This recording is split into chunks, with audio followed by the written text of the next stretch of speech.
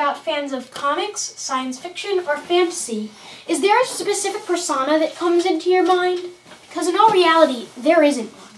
Fans can come in all shapes and sizes. They can be men or women, children or adults. The possibilities are endless. There's no one type of fan because these topics are not for one type of person. Science fiction, comics, and fantasy cover a vast number of different characters, stories, and places that can draw in any person who is willing to accept them. So it is clear that people do not have to fit a stereotype just because there is one. So let us examine some of the many different types of fans that there are. So for your store, what is the average client like? My average clients are actually, believe it or not, all adults. I would say 99% of my clients are 18 or older. They're college students. They're teachers, believe it or not. Got a lot of teachers. I probably have at least a dozen teachers. Lawyers, professionals, policemen, politicians, it's science fiction writers. So they range, like I said, they range from 18 right on up to probably about mid-60s. Mostly, I would say 80% of those are male. Of course, I do have some of the females. They like a lot of the vertical titles, of course the female superheroes. Well, I'm a 45-year-old husband, dad, computer programmer who just happens to love Star Trek in any form, superhero comics, particularly the DC universe of heroes, and the Lord of the Rings. I also love any kind of science fiction on television, in the movies, and in books. Same thing, fantasy, and superheroes in general. Yes. This is my first convention here. It's great to meet you. Welcome, Virgin. You applaud your realism. By meeting you and knowing getting to know your character, you seem so real. I mean, here you are. You put on a pedestal. You act. That's awesome. And you're real. I mean, you don't act like, yeah, this is my job. Stay away. You're very open. And like I said, I applaud you for that. Well, I appreciate that, but I believe I am real, right? I mean, and we all are, and I find that whole division too very weird. I find I'm an actor. I'm not saving the world. I'm not teaching our children. I'm not a teacher. I'm not a doctor. I'm not a Peace Corps worker. I'm an actor. And I'm very lucky to make a living, by playing. And I'm very lucky to make a living by playing and then also to get to come to places where 1,000 strangers tell me thank you. And that is never lost on me. So, yeah, so I don't know, but thank you for saying that. But if I was anything other, I would hope you'd kick me in the shins.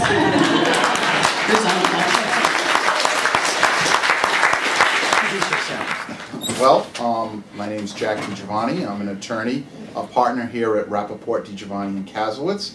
I've been a lawyer now for 22 years. I'm in my 23rd year. We're here in East Providence. We're a general practice law firm. I've been an avid collector of comic books since probably the early to mid 1970s. And I've been a comic book and fantasy and science fiction fan, I don't know, for as long as I can remember.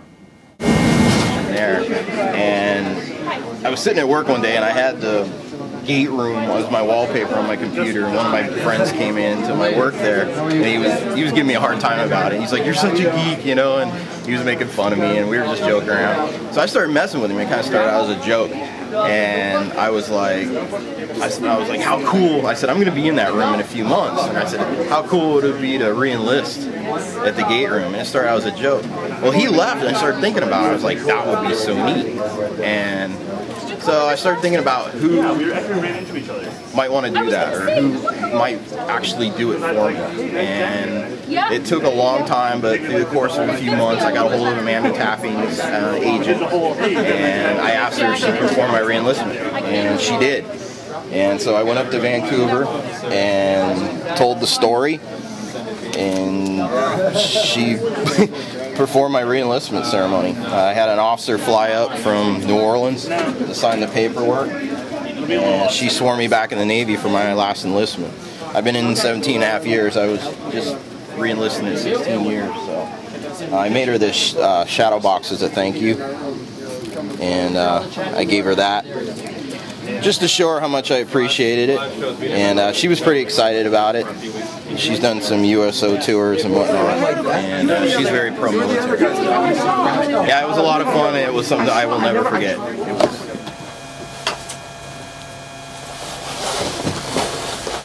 Fans have many different ways they can express themselves. The first form of expression that I would like to examine is through the use of technology. Many people visit blogs, websites, and message boards daily to keep up with the fan base and find any new information on the various worlds fans have grown to love and enjoy. Also, many people enjoy recording podcasts to talk about the topics they are passionate about. These short, fan-made shows can be shown on the internet in two forms: on a personal website or on YouTube. Also, podcasts are available through iTunes. Here are some fans that enjoy visiting websites on the internet or have podcasts of their own. That's awesome. So what we do is we do a podcast, and what a podcast is it's almost like a radio show that you go on the computer, you download, and you listen to it. If you have an iPod, you can set your iPod to subscribe to it, so it automatically gets downloaded right into your system, or you go right to our website, secretidentitypodcast.com, and you can just download the show from there. And we talk about comics, we do interviews with comic creators. We're huge fans ourselves, and we don't make any money doing this. The reason we do it is because we love it. Well, from the beginning, I began by collecting comic books, and at home I have a lot of comic books. I have boxes and boxes and boxes of comic books. But as the years went on and I got busier professionally, and I had a family, I had less and less time. I found I had less and less time to read the comic books and enjoy the comic books. And one of the things that I started to see as I was still in the genre was I started to see these statues in the comic book stores, and I really liked them. These were high quality porcelain statues. They're not toys, they're not action figures, and I really enjoyed those, and I started to think, well, I might try collecting those. And as with any hobby, you start out small. You know, I bought one piece, and that led to another and another. And how do I express it now is basically I collect statues. I don't have time to read a lot of comic books anymore. I still enjoy them, but I just don't have time to collect them anymore. So I express my fandom by exhibiting my statues. I have several here in my office. I also have a lot at home. Too many to display all at once, so I try and rotate them and pick ones that I like. And but you know, my clients seem to enjoy them. They always get a reaction. My statues do whenever they come in. Everyone asks me, "Oh, what are they? Where did you get them? How did you get them?"